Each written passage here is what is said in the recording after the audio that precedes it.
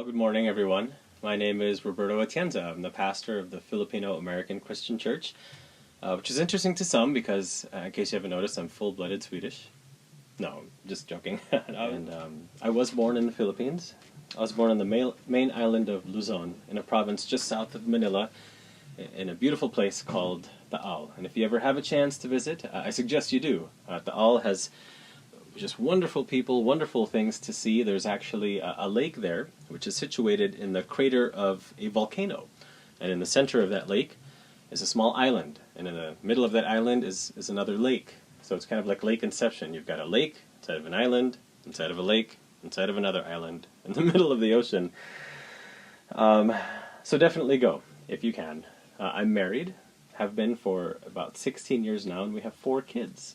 And my wife, she's not from the Philippines, she's from northeast Montana. So suffice it to say, there are things about us, there are certain differences that we experience on a day-to-day basis. For example, I really enjoy eating fish. My wife, not so much. She enjoys fishing, but not the act of eating fish. I really enjoy crowded environments like the Mall of America, downtown Minneapolis, wonderful place to walk around in. My wife, not so much. She enjoys wide open spaces. And for those of you who are married to, or are dating, or work with, or are related to someone who's very different from yourself, you know that the situation can be a tremendous blessing.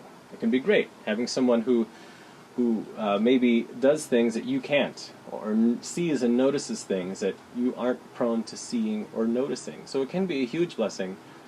It can also provide for some strife, some bumpiness along the road of your relationship. And certainly my wife and I have seen our highs and lows, and it's really just by God's grace that our relationship is as strong as it is. And really, in many ways, that's what I'd like to talk about today. That's what the passage that we're going to be looking at today discusses. It's this idea of finding stability in the midst of situations and circumstances that may not be prone to stability. Finding emotional, spiritual stability in even the most difficult places and in the most difficult times. Really, it talks about a way to bring a bit of stability to the unstable. Because while some people thrive on the unpredictable, some people thrive in periods of difficulty, or really most people I've found long for a sense of kind of foundational stability and calm in their lives. I experienced this firsthand a few years ago when my family and I took a trip up to Canada. We went up north, above the border between Minnesota and Canada, to a place called Eagle Canyon. Eagle Canyon's another wonderful place that I'd suggest you go if you can.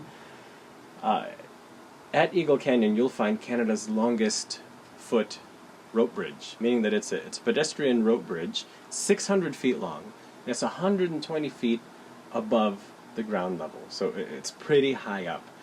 And it does sway, and that's the point of my story. You see, my daughter wanted to walk across this bridge with me, a little 4-year-old at the time, my younger daughter, and so she held my hand, and we're walking across the bridge, and I thought, I'll be the confident, firm one for her.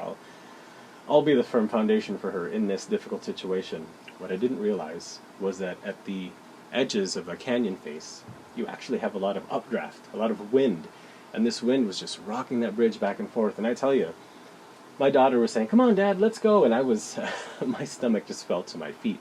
It was really unsettling to be in that unstable situation. And stability is a big deal, not just physical stability, but, you know, if someone were to ask me, if someone were to ask you, if someone came up to you and said, what if I told you there was a way to increase your general feeling of stability, your general feeling of comfort and peace and foundation, regardless of your circumstances? I mean, I would be all ears. I'm sure you would be all ears as well. And today we're going to look at a portion of a letter written by a guy named Paul. Paul is an apostle of Jesus Christ. An apostle is a sent one. That's what apostle means, someone who's sent. So here's a guy who's sent by God with a message from God. And Paul is writing this letter from prison to a group of people in a city called Philippi, whose inhabitants are called Philippians. Not Philippines, but Philippians. So this is an excerpt of Paul's letter to the Philippians, which you'll find in the New Testament, kind of in the back of your Bibles. Anyway, as I mentioned, he's writing this from prison. So talk about a difficult, trying situation, one that's not prone to emotional, spiritual stability. And look at what he says in chapter 4 of Philippians, verse number 1. He says, "Therefore, my brothers, whom I love and long for, my joy and crown, stand firm thus in the Lord, my beloved." So clearly he's close with a lot of these Philippians. He calls them brother. He also calls them my crown and my joy. And he exhorts them, he tells them, kind of commanding them, right, to stand firm, remain stable, regardless of your circumstances. No matter what life throws at your way, stand firm.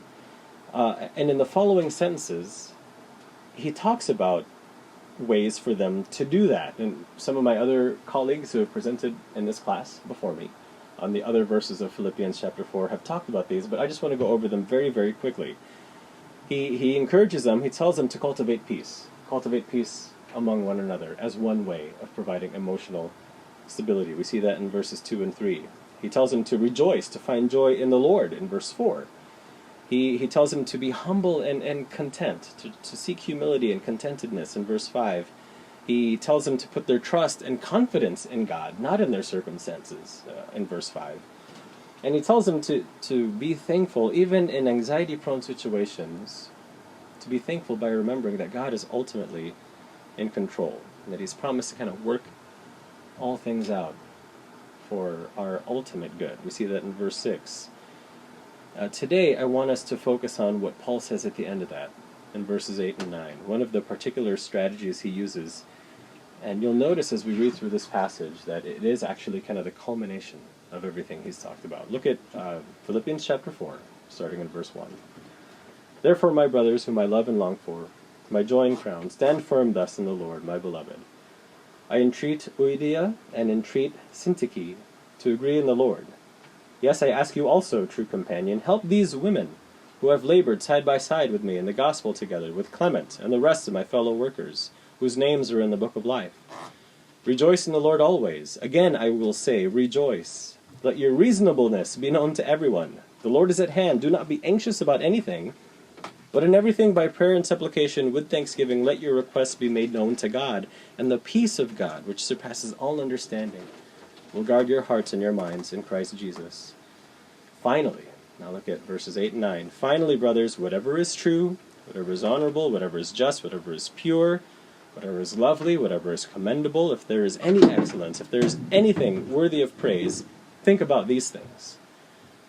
What you have learned and received and heard and seen in me, practice these things, and the God of peace will be with you." The major point that Paul is making here, and that I want to make to you, is this, that in order to find that spiritual stability, in order to find that foundation of that emotional, spiritual foundation to see you through the most difficult times, really to mention all those things he talks about in the verses leading up to verses 8 and 9, you must focus on godly virtues. And he says to think on these godly virtues, because really we are a product of our thinking. So let me say that again. Paul tells us to focus, to think on godly virtues, because we are a product. We are a product of our thinking. You see, everything, again, in this passage is building up to verse 8 and 9.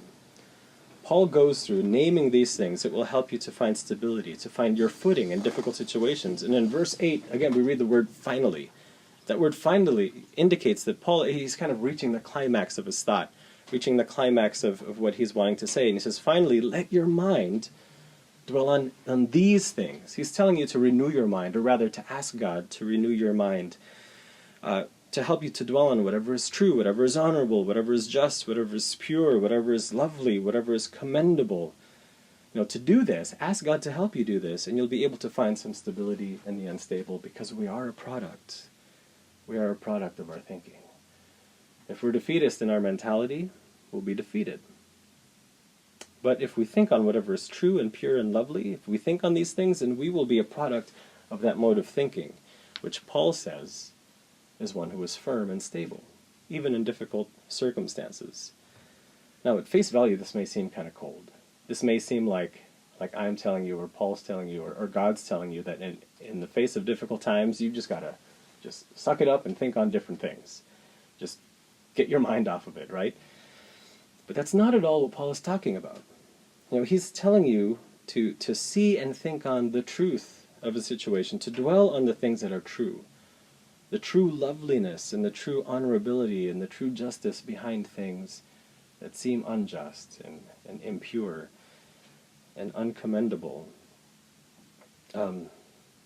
Nearly 10 years ago now, my family and I, that's when we kind of first moved to Minnesota, over 10 years now, closer to 12 or 13. And I remember having a really, really hard time when we first came over. It was really difficult for me. I felt kind of all alone. It was in a new place. I didn't know many people, and it was difficult for me to find my place here in the Twin Cities. And in the midst of that hard time, I was finding myself clinging to whatever was familiar. And my wife was great. She directed me to this recreational soccer league so that I could make friends and do something that I enjoyed. But here's what happened. On my wife's birthday, so here's application point number 1. Don't go out and hang out with your friends on your wife's birthday, because it was on my wife's birthday, and I was going out the door, and I recall her saying, "Are you really going to play soccer on my birthday?"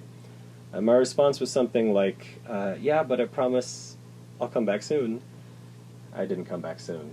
In the middle of that game, I can't remember if I just landed on something funny or if the ball was there, if someone else was there, but I remember landing after having jumped, and I heard this pop. And as I went to go take another step, I just fell over to the ground because my foot was not where my mind expected my foot to be. And then as I was on the floor, that's when I felt this searing pain all up and down my leg. It was just this terrible pain. See, what I had done was I dislocated my leg below the knee. So when your leg is supposed to make like an L shape, it was now shaped more like a T. The bottom part had kind of detached and scooted back. And so for the weeks following, I had what's called a spanning external fixator attached to my leg. It's this metal brace with screws that they screwed into my leg so that my leg could heal. And then for weeks after that, I had a surgery that placed cadaver ligaments around my knee because I'd torn every ligament in my knee. And it was a long process of recovery. It was many, many weeks in bed, and even after that, when my leg was finally out of the spanning external fixator and out of its cast after the surgery, I remember it was very close to the width of one of my arms. It was so thin, it lost that much muscle. So it was a long road to recovery. And it would have been really easy for me in that moment to just succumb to the despair, to succumb to the feeling of uselessness, of not being able to help my wife. Again, we had this little toddler baby boy. She was pregnant with our second child. I couldn't go out and work, and it just amplified the feeling of loneliness that I had from being in a new place. I could have very easily become the product of that mode of thinking. But really, what God was doing in that time was molding me and making me into the man that He wanted me to be. You see, something amazing happened in that time, something amazing and precious. Those weeks while I was spent in bed, my little toddler son would toddle around, and he'd come into the bed with me, and my wife would bring him up in there. And I would read to him this book, which I kind of unfortunately committed to memory, called The Pokey Little Puppy. I would read him that book and other books too, but it was a precious time spent with my son, reading to him these books. And really what it did was it forced me to slow down. It forced me to realize that there were far greater things that God was doing in my life than my circumstances would have me believe. There was a truth behind that situation which was much deeper and much more beautiful than even I realized. And that's what's going on here. This is what Paul is talking about. Not to just simply think on other things or ignore your situation, but really to see the truth of the situation that we find ourselves in. So I want you to look at Paul. Remember, Paul's in prison. I want you to look at verse 1, the first part of his letter, and what he writes here. He says in chapter 1, verses 12 through 14, "I want you to know, brothers, that what has happened to me has really served to advance the gospel, so that it has become known throughout the whole imperial guard and to all the rest that my imprisonment is for Christ. And most of the brothers, having become confident in the Lord by my imprisonment, are much more bold to speak the word without fear." So here's Paul living this out. Yeah, he's in prison, but he's dwelling on, he's focusing his mind on the truth of his situation. that God is using this circumstance for his eternal good and to spread the gospel message, to fulfill his promise, to spread this gospel message and bring a people to himself. It would have been really easy for Paul to succumb to the loneliness of that situation, to think that he's simply a product of that thinking, allowing sorrow and fear to just totally enrapture him.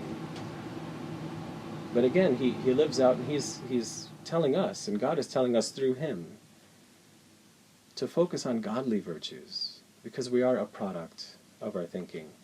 And listen, before you go today, there's one thing that you need to think. One thing you need to make the primary mode of thinking in your life, and it's far more important than the truth of your situation, and that is the truth of who you are. So not the truth of your circumstances, but the truth of who God made you to be and who you really are. Because really there's only one definition about yourself that matters. There's only one definition about yourself that's right, and that's God's definition. You see, many times we're prone to getting it wrong. We're thinking that we are defined by our situations, that we're not good enough, we're not fast enough, we're not smart enough, or we make the mistake of thinking that we are defined by the number in our checking account, or the number of degrees we have on the wall, or the title of our career, things like that. All of those things are fleeting, and all of those things that we say to ourselves, that we're not lovable, we're not worthy of love, those things are not right. That is not God's definition of you. Remember the truth of who you are and who God says you are. That you were made by God to be in relationship with him. That's what we were made for. We were made to be human beings in a beautiful, loving relationship with our Creator God. And yes, oftentimes we go our own way. Many times we tell God to go away and just want to do things on our own. But there's this amazing truth out there, that Jesus Christ died to pay the price for all the things that we did wrong, so that we could come to God, ask for forgiveness, ask for a relationship, and he's faithful to give that to us. I would encourage you to do that today. In Christ's name I pray. Amen.